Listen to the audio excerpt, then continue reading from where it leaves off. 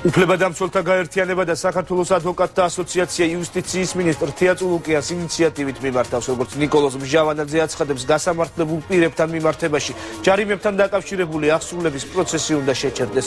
მისი თქმით, ამ დროისთვის პარლამენტს მართლმსაჯულების ხარვეზების შემსწავლელი დროებითი სახელმწიფო კომისიის შექმნის თაობაზე კანონი არ მიუღია. ამის გამო ვერ ხერხდება იმ საქმეების გადახედვა, რომლებზეც პირებს უკანონო მსჯავრთან ერთად დამატებით სასჯელად უკანონო ჯარიმებიც დააკისრეს.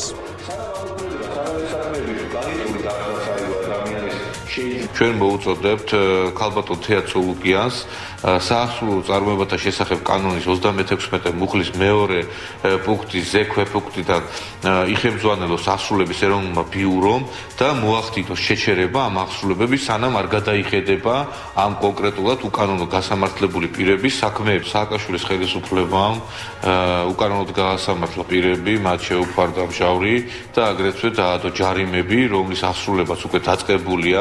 სამწუხაროდ ჯერჯერობით საკანონმდებლო ცვლილებები არ განხორციელებულა და კომისიას არ დაუწყია ამ საქმეების გადახედვა, რის გამოც აღსრულება ადამიანებს ართვეს ქონებას.